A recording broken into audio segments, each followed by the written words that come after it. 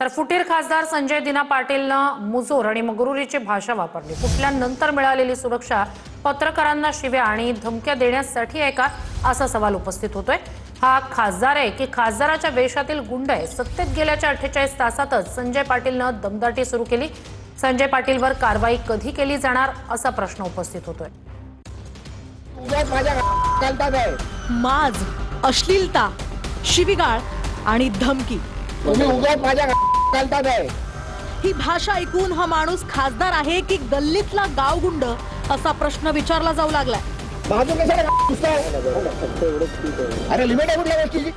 फुटीर खासदार संजय दिना पाटील यानं पत्रकारांना जीवे मारण्याची धमकी दिली, अश्लील भाषा वापरली आणि थेट पोलीस आयुक्तांना सुद्धा चॅलेंज दिलं। तुम्ही उगाच माझ्या घालतात आहे। रेकॉर्ड कर, इज्जत करतो, उगाच डोक्यात जाऊ नका। रेकॉर्ड करा, सांगा तिकडे कमिशनरकडे जाऊन कंप्लेंट करा। इज्जत करतो, तुम्हाला सहन करतोय, खूप दिवस सहन केलं तुम्ही। ठाकरेंच्या शिवसेनेतनं फुटून शिंदेच्या शिवसेनेत गेलेल्या संजय दिना पाटलाला पोलिसांची सुरक्षा मिळाली। त्या सुरक्षेचा आणि सत्तेचा माज संजय दिना पाटलानं पत्रकारांवर दाखवला।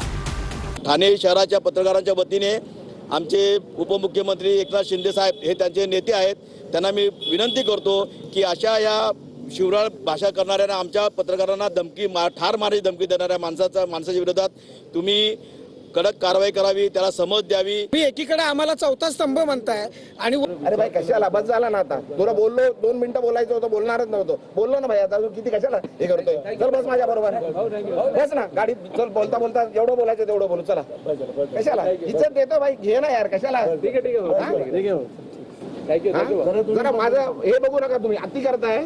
हे भाई बस ना, बंद कर ना आता, बंद कर, नाहीतर भाई मी विसरून जाईल मी खासदार आहे। तुम्ही काय पहिला पण सांगितलंय मी, इज्जत करतो, इज्जत करा, सांगतोय बरा। तुम्ही उगाच माझ्या घालतात आहे। रेकॉर्ड कर, इज्जत करतो, उगाच डोक्यात जाऊ नका, उगाच डोक्यात जाऊ नका। घराखाली उभा देतो, ठेवतोय तुम्हाला, जेवायला देतोय, काय उगाच त्यांच्याकडे जाल। ते बोलतात ना, मला मी बोलणार नाहीये, आता परत आले तर मारून पाठवणार तुम्हाला। पण जे बोले लिहायचं ते लिहा, रेकॉर्ड करा, सांगा तिकडे कमिशनरकडे जाऊन कंप्लेंट करा। इज्जत करतोय, तुम्हाला सहन करतोय, खूप दिवस सहन केलं तुम्ही दिली पाहिजे। हा, महाजूर कशाला घुसताय? अरे लिमिट आहे कुठल्या गोष्टीची? बोलली आहे ना ती, सांगितलं ना सर्व। काय बोलू दे? अरे काय बोलू द्यायचं आणि येऊ नका माझ्याकडे, काय घ्यायला आला तर मारणार होता। तुम्ही दिली बरोबर, रेकॉर्ड करा आणि सांगा तुम्ही आता मला विचारायला आले तर मार खाणार। ईशान्य मुंबईचा खासदार असलेल्या संजय दिना पाटील याची प्रतिक्रिया घेण्यासाठी पत्रकार त्याच्या घराखाली गेले होते। संजय पाटील गाडीत बसत असताना पत्रकारांनी त्याला प्रश्न विचारले, पण राजूल पाटील यांच्यावरचा प्रश्न विचारल्यावर संजय दिना पाटलानं पत्रकारांना जीवे मारण्याची धमकी दिली। काय बोलू दे? अरे काय बोलू द्यायचं आणि येऊ नका माझ्याकडे, काय घ्यायला आला तर मारणार होता। तुम्ही दिली बरोबर, रेकॉर्ड करा आणि सांगा तुम्ही आता मला विचारायला आले तर मार खाणार। संजय दिना पाटील यानं याआधी सुद्धा खासदार संजय राऊतांच्या घरावर बॉम्ब टाकण्याची धमकी दिली होती। घरात घुसून मारेन अशीही धमकी दिली होती। पत्रकारांसमोर बंदूक दाखवण्याची ऍक्शन केली होती।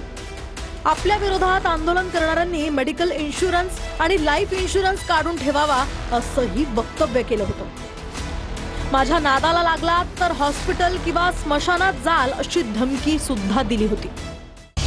संजय दिना पाटलानं पत्रकारांना धमकी दिल्यानंतर संजय राऊतांनी सोशल मीडियात पोस्ट करत निशाणा साधलाय। ते म्हणतात, भ्रष्ट मिंधे गटाचे अधिकृत सरकारी धोरण स्मशानात पाठवू, बॉम्ब टाकून मारू, पोलीस आमची काय उखडणार, पत्रकारांचे खून करू, 5 जणांचे खून करून बसलोय आणि आणखी खून करेन, पोलीस कमिशनरला घाबरत नाही, गृह खात्याची लक्तरं वेशीवर टांगली जात आहेत, असं म्हणत संजय राऊतांनी ही पोस्ट केली आहे। पत्रकारांना जर त्यांनी असं काही वेडवाकडं बोललं असेल तर मी त्यांच्यातर्फे माफी मागतो। दिना पाटील यांनाही आम्ही आमच्या पद्धतीने आम्ही बोलू त्यांना। सरकार म्हणून एकत्रितपणाने हे सरकार वागताना दिसत नाही आणि त्यामुळे मुख्यमंत्र्यांचा वचक जर त्यांनी वाढवला तरच सरकारची अशी लक्तरं निघणं थोडंसं थांबेल. मला नाही वाटत संजय पाटील असे काय करतील. संजय पाटील चांगले सुसंस्कृत आणि सभ्य माणूस आहे. त्याच्या उभ्या आयुष्यात त्याच्यावर एक साधी एनसी सुद्धा नाही आहे. आम्ही त्यांना चांगले ओळखतो, आमचे चांगले मित्र आहेत. ते असे करतील असं मला वाटत नाही. कुठल्या कमिशनरकडे जायचंय तिथे जा, कुणाकडे जायचंय ते जा. म्हणजे संजय दिना इतके भारी झालेले आहेत की ते कमिशनरला सुद्धा जुमानत नाही. देवेंद्रजींच्या खात्यातल्या अधिकाऱ्यांना शिंदेचे खासदार सर्रासपणे त्यांची अब्रू काढताहेत. अधिकाऱ्यांना कसपटा समान लेखलं जाते. यावर गृह खात्याची भूमिका काय?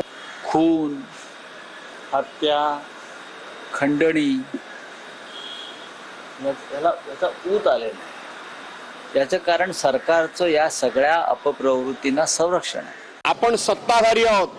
आपण कोणालाही काही केलं तरी आपलं कोणी काही वाकडं करू शकत नाही अशी सरकारबद्दलची ज्या वेळेला भावना होते त्याच वेळेला इथपर्यंत मजल जाते. निश्चितच हे चांगलं नाही आहे आणि त्याच्यासाठीच तर आम्ही दिलगिरी त्यांच्याकडून मी व्यक्त करतो. त्यांनी व्यक्त केली पाहिजे असं वाटतं. त्यांना पण ते पण करेल, न करायला काय झालं. आणि पत्रकार काही त्यांचे दुश्मन आहे.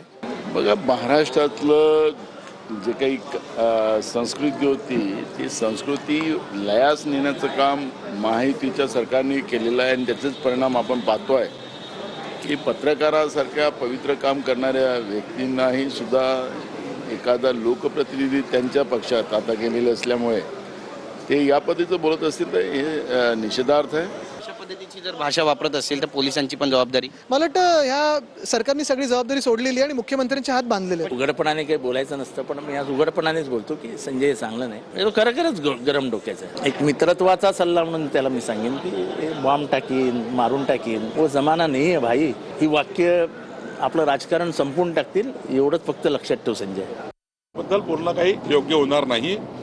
मी एकनाथ शिंदेशी चर्चा करला आणि आमची समन्वय समिती चर्चा झालीच आहे की राज्य सरकारला डॅमेज करणारे कुठले वक्तव्य महायुतीच्या कुठल्या आमदार खासदारांनी करू नये आणि जर करायचे असेल तर आपल्या पक्षनेत्याला चर्चा केली पाहिजे, मगच केले पाहिजे.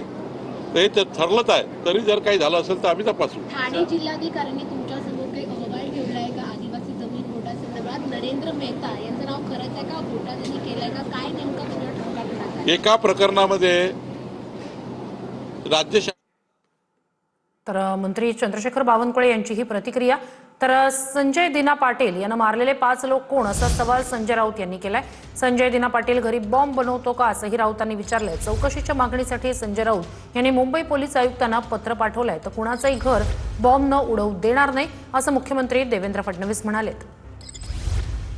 संजय दिना पाटलांनी मारलेले 5 लोक कोण, त्यांना कधी आणि का ठार केलं असा सवाल संजय राऊतांनी उपस्थित केलाय. राऊतांनी मुंबई पोलीस आयुक्त देवेंद्र भारतींना पत्र लिहून फुटीर खासदार संजय दिना पाटलांवर कारवाईची मागणी केली. फुटलेले खासदार देशभरात घृणेचा विषय ठरलेत. फुटीरतेविरुद्ध महाराष्ट्रातील जनतेमध्ये तीव्र संताप. मतदार ठिकठिकाणी रस्त्यावरती उतरून आंदोलन करतायत. ईशान्य मुंबईतील खासदार संजय पाटलांनी आंदोलनकर्त्यांना जीवे मारण्याची धमकी दिली. माझ्या नादाला लागू नका, माझ्या विरोधात आंदोलन करण्याआधी जीवाचा विमा काढून घ्या. मी सरळ तुम्हाला स्मशानात पाठवीन, नाहीतर हॉस्पिटलात पाठवीन असं प्रक्षोभक वक्तव्य संजय दिना पाटलांनी केल्याचं राऊतांनी पत्रात म्हटलं. माझ्या विरोधात कोणी आंदोलन केलं तर त्यांच्यावर बॉम्ब टाकेन, घरात घुसून मारेन अशीही धमकी दिल्याचं संजय राऊतांनी पत्रात म्हटलंय. एका लोकप्रतिनिधीकडनं बॉम्ब टाकण्याची धमकी दिली जाणं हा राष्ट्रीय सुरक्षेचा अत्यंत गंभीर मुद्दा आहे. हे बॉम्ब त्यांनी आपल्या घरात बनवले आहेत की त्यांना ते एखाद्या दहशतवादी टोळीकडनं मिळाले आहेत? संजय पाटील यांची ही सर्व वक्तव्य ते दहशतवाद आणि गुन्हेगारी कृत्यात सहभागी असण्याचे स्पष्ट पुरावे आहेत असा दावा राऊतांनी पत्रात केलाय.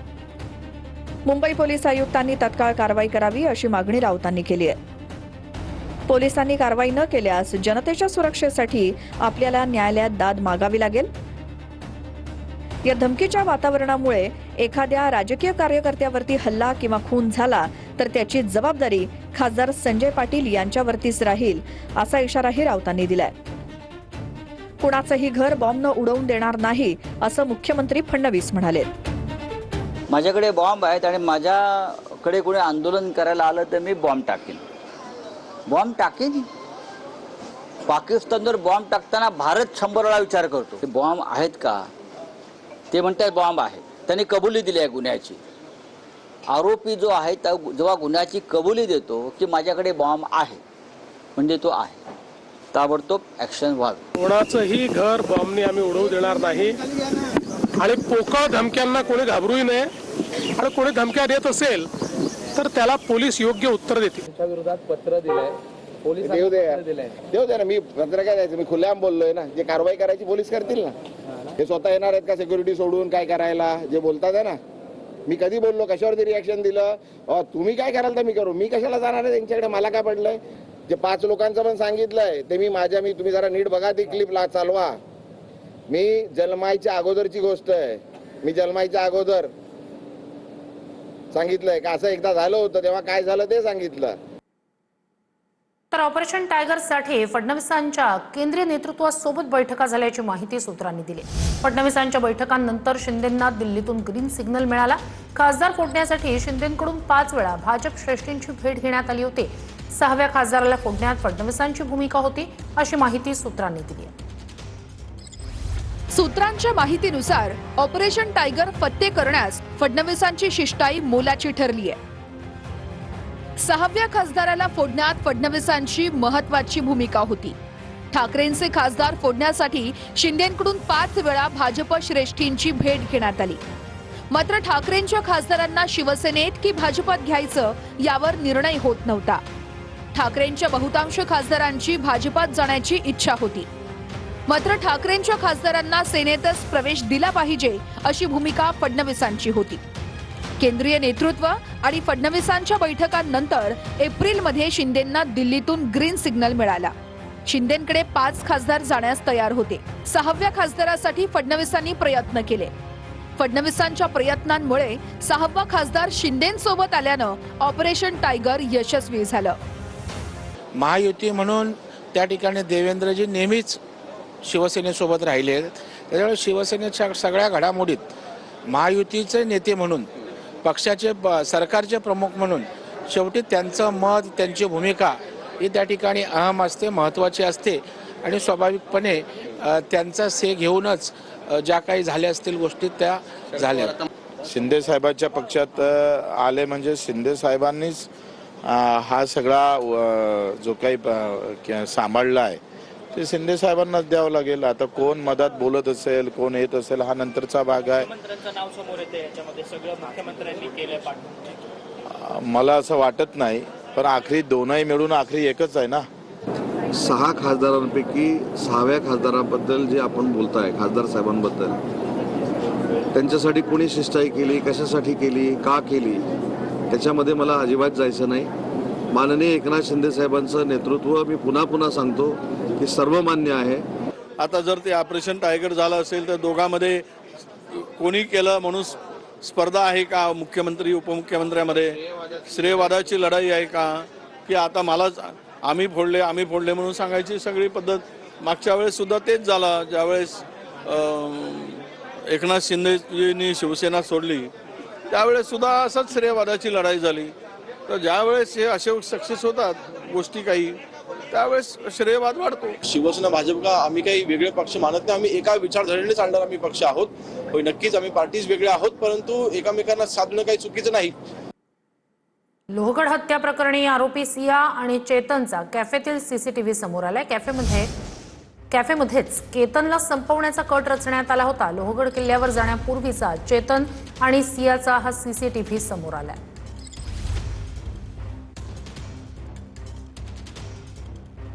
तर लोहगडावरील झालेल्या हत्येप्रकरणी आरोपी सिया आणि तिचा प्रियकर चेतन या दोघांचा कॅफेतला हा सीसीटीव्ही समोर आलाय. नाशिकमध्ये लसीकरणानंतर 16 वर्षाच्या मुलीचा संशयास्पद मृत्यू झाल्याचा आरोप करण्यात येतोय. लसीकरण शिबिरातून घरी जाताना श्रावणी पाटीलचा मृत्यू झाला. लस घेतल्यानंतर 10 मिनिटांनीच रस्त्यावर आल्यानंतर भोवळ येऊन तिचा मृत्यू झाल्याचा आरोप करण्यात येतोय. रुग्णालयात नेण्यापूर्वीच श्रावणीचा मृत्यू झाल्याचं समोर येतंय. महिला आणि मुलींसाठी HPV लसीकरण शिबिराचं आयोजन करण्यात आलं होतं.